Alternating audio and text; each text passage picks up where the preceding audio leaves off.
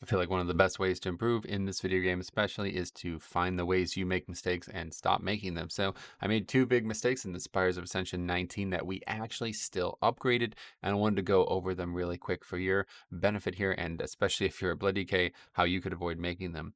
Because this first one, especially, is really just, yeah, overzealous on my part. So, we have just killed the first boss. Okay, so let's go through what's happening here. We just killed the first boss. We're on our way to the right side. Now, I normally do this route where we just go straight right. Not everybody does that. Both of these are going to be slightly route dependent mistakes, but so you can see, not in the best quality, of course, because it's from the stream, but you can see up in the corner here, everybody's still hanging out at the boss. And I think a lot of times, the route is going to be confusing to people in this dungeon because they're not exactly sure where we're going. So I'm just charging right because I'm, just so sure that here, let's go, follow the tank, follow me, let's go, let's do it. And I'm over here by myself. Now I'm at 72% health just from the boss. Okay. It's a 4 to 5 week. I'm pulling some relatively hard trash, and the healer is just not over here. He's really far behind. He's finally catching up, but he's getting stuck over there because I guess he's probably not sure what we're doing. So I grip in the Dark Praetor, trying to turn this into 2 packs. Immediately, already finding myself in a big hole here at 50%, and I do not have Vamp Blood. Typically, this problem is just completely solved by having a good CD up. I have Rune Weapon up, but I do not have Vamp Blood. Vamp Blood would make everything easier because I'll probably survive no matter what with that health pull while that's up. And then the healer, by the time he gets up there, get me some big heals, and we'll be in good shape. But that does not happen here today. So you'll see I get stunned. I icebound. So, I'm fighting. I'm on the ropes. I'm on the ropes. We're still alive.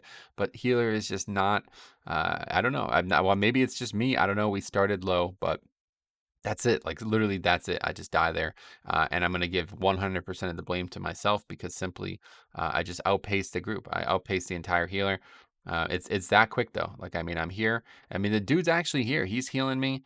But yeah, he just wasn't ready for it. And neither was I, coming in with no CDs.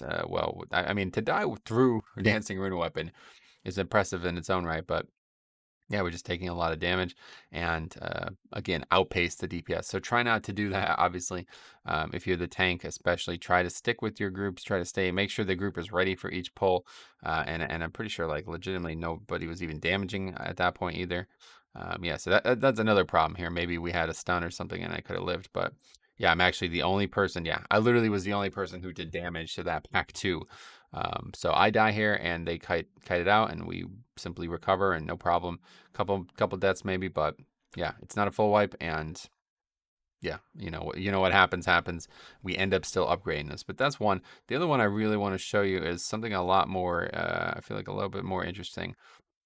So we have a pride coming up right before the boss here in this route. And this is kind of like the psychology of pugging, something I've been talking a lot about. Okay. So you have to kind of structure your pugging habits around what the base of psychology might be for the situation they're in, if that makes sense, hopefully. What I'm trying to say is if they expect this pride to do something specific, they're going to do it. Okay. So I do what they don't expect with this pride. I want to kill this pack. We need it for count. Now I understand. And I guess I need to watch what other people are doing on this dungeon because like constantly people are complaining about the route I'm using in both the fortified and tyrannical versions.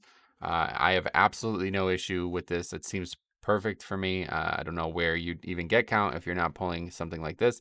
I know it's a dangerous pack, but we have pride for it, right? So, I mean, like how much easier can it get? But the mistake isn't that we're pulling it or not pulling it. It's that they're not ready for it. Yet again, same mistake here twice. Only this time it's on them to survive and not me, and they do not. Okay, so we come, again, a huge health deficit here. I should have made some indication to this. I don't exactly know. I used to just skull the pack, but a lot of people have an automatic thing that skulls the pride, so it would just get overridden. But here we go. So I'm pulling them. They're still taking damage from something. I don't even know what, but they're even lower now than they were.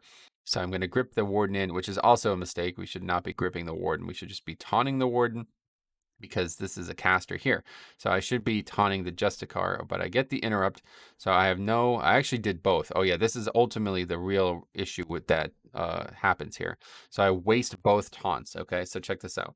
This is the real issue. This is the big mistake I make, not pulling the pack or nothing else. This is the big mistake. So I pull this thing in, and realistically, since nobody's here, I don't even need to taunt either of these. But I should have taunted this warden, okay? And then I panic and also taunt the Justicar. even though he's now interrupted. Typically, the Jester card would be back here casting, and I would grip it in. Okay, this guy just can be pulled. He's not going to do anything else. But this Hellion that's back here is the crux of the difficulty of the pack, okay? So watch what happens here. So the Paladin, you probably can't even tell. So let's try to go back and look at this because it's so absurd.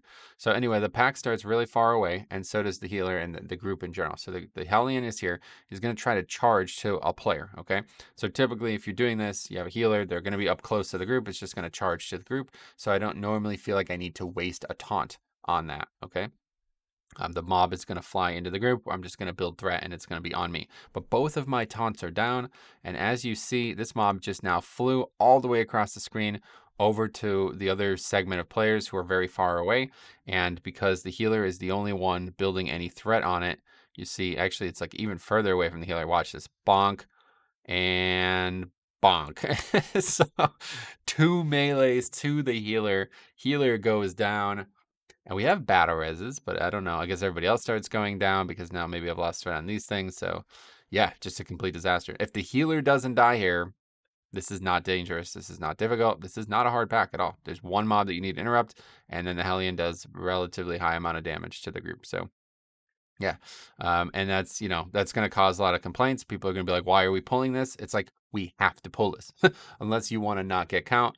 I'm not aware of a way to do that unless we go either overcount or, do something else. So should not have been an issue whatsoever. I understand people are, critical of the route at times, but the real mistake was simply that the group was not ready for it.